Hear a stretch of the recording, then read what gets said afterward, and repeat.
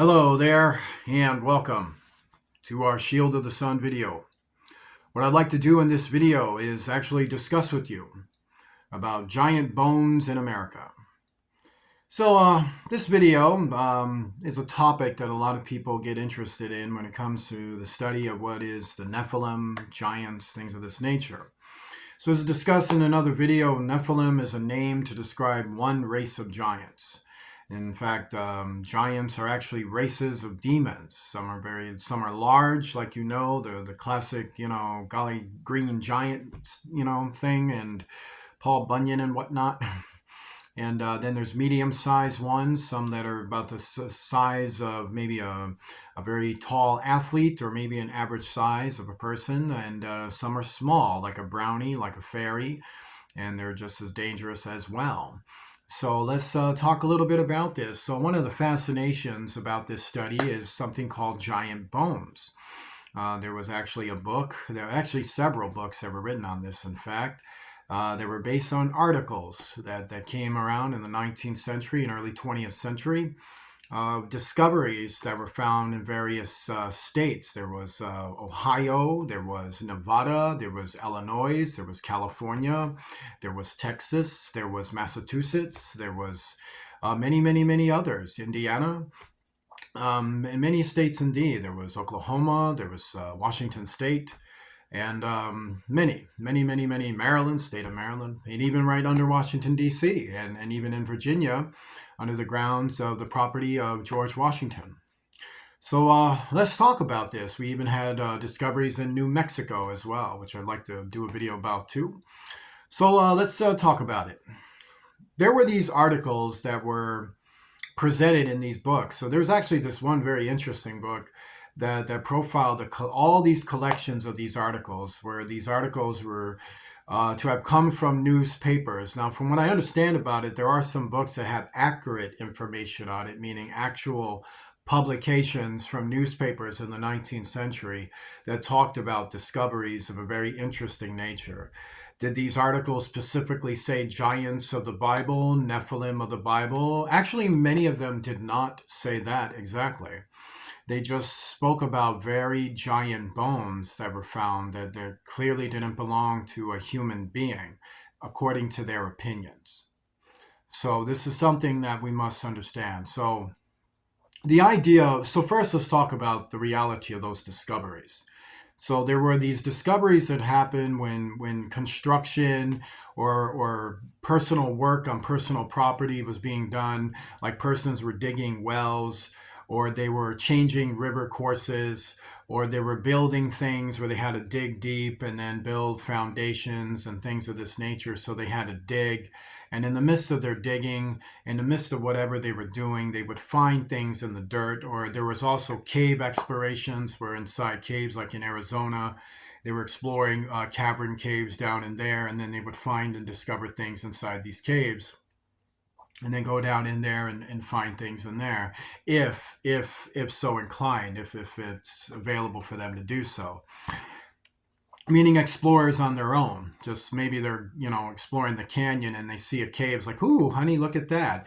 And they decide to go on in there, and then they find an entire cavern of a layer from some ancient civilization where there's massive grave pits, and there's heads that can attach to a body that should be 20 feet, 15 feet, whatever the feet are. And then some of them have deformities like horns and such. And you're just like, wow, and big hands that have extensions that are like nails, and then the guy, and all kinds of stuff. So you heard of the classic of finding bodies that were 20 feet, 30 feet, 40 feet, 50 feet, 60 feet. Some of them had 5 fingers. Some of them had 4 fingers. Some of them had 3 fingers. Some of them had 6 fingers. Some of them had 5 toes, 6 toes, 4 toes. Some of them had like chicken legs kind of deal, like hinds feet, calves, kind of like that, and just very strange abnormalities, as that was noted as, and then they would find also other articles too, a metallurgy of a very advanced nature, materials and parts and metal pieces that were scattered, potteries that had certain paintings upon them, a type of paint made from a chemicalization that was very interesting, even the very pottery itself. So metallurgy arts, along with engineering arts, and even arts for the construction of material items, like cups and tables and such, and even paints and other things, and then bodies of these skeletons found as well. And then when they would be looked at and evaluated, certain experts would sit back and go, well, this is like thousands of years old, or this is multi thousands of years old. And then they would even go further than that. Some might say it was millions of years old. This is like a millions old or thousands old, whatever they decided on. And then the other theory, or the conspiracy theory, is that the Smithsonian received all of these bones one night and decided to throw them in the Atlantic Ocean and fry them all up. Well, let's talk about it. I can say this, that if the Smithsonian decided to get rid of anything, it wasn't for a conspiracy theory. It has a lot to do with the fact that in the Smithsonian, you only have so much space. And well, the particular Smithsonian they're talking about, because there's several Smithsonians. In fact, there's a bunch of them. In fact, and there's more than one. And the one that they're always talking about, which is the one in D.C., this particular one, or at least in Maryland, as far as I understand, is that it cannot always receive the space for all of these things that it has within its bow. So sometimes you got this display for this season, this display for this season. Some displays are mandatory, they stay because they're items that will always remain. Some can be presented, and if there's a budget, if there's a funding, if there's a way to keep the money going, and if there's not, then whatever they got in that basement is going to get tossed. And it's not a conspiracy theory. I mean, they toss away paper, plates, and a bunch of other stuff. So it's not a conspiracy. But let's get back to these bones. Would they actually throw away Nephilim giant bones to keep it from the public? No. No, they throw away paper plates. I mean, they throw away plastic bones. I mean, they throw away stuff like for a party, like maybe it's a big sign. And I'm not telling you to understand. If you're a conspiracy theorist and if you really don't want to believe me, I really don't know what to tell you. I can't tell you something that isn't true. So no, the Smithsonian, if they found things like this and they had possession of things like this, they're going to show it to you because it's a lot of money in their pocket. So they know the money they can make from it. If the government had something in the way of saying, this is far too sensitive, they're not going to be able to show that. So to understand, it's the answer is no. There was no grand conspiracy from the Smithsonian to bury giant bones. However, giant bones were discovered. Did the Smithsonian make room for a lot of that? Maybe they did, maybe they didn't. To understand, when persons make discoveries, their first instinct isn't to call the Smithsonian. Their first instinct is to keep it, show it to their neighbors, show it to other people. If they have a way of an exhibit, maybe in their front yard, or maybe they'll sell it to a company, or maybe sell it to a bar, or maybe sell it to this or that. Like a lot of giant bones in New Mexico, when they were discovered, some of them were sold to patrons and bars and places where they can just put it on display and show it to people.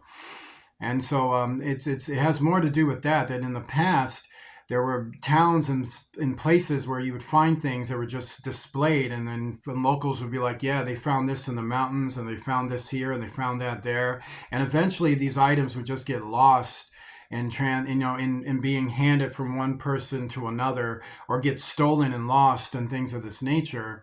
This is often what actually happened. Did the Smithsonian destroy them? Well, there's this story, and there's that story, and this story. And I'm not going to bash these stories. If someone actually believes that is the case, then they're fully entitled to have that opinion. And I'm not going to bash their opinion for that at all. That is how they feel. And if that is what they believe, that is what they believe. Maybe they might know some things. But ultimately, the Smithsonian, for years since its existence, was a place that hardly held anything of real interest other than to put our files away from work we did, and then eventually in time it was used as a museum, and things are displayed on there from classic American history, and that's really what it does. But as for burying bones in the ocean waters, no. Why would they even want to do that? Like, think about it. Like, they're going to go out of their way to do that? The whole Lewis and Clark conspiracy theory of, they engaged in these expeditions to create trails for our people to settle into faraway places in the southeast and the southwest. And this is just no. I mean, if they saw giants, they're going to tell people. In fact, they do write about seeing very large humanoid persons among native tribes and conversations that happen with them. It is in their books and in their writings. So why would anyone want to kill him for it? Does Thomas Jefferson what? Is it the bar what? And no, no, no, no, no, no. So to understand, yes, for many, many, many decades, giants were discovered. Were they always giants? This is the matter that I want to leave you with. So what I want to get you to understand is that first, yes, there were discoveries like that. There were hundreds of them. In fact, there were hundreds of them throughout the decade, which could probably, so yeah, there was hundreds of them. And if you add it up to about 67 years, and then it'll come to thousands. And there were a bunch of them. There were a bunch of them. So people found skeletons of this, skeletons of that, of this and that.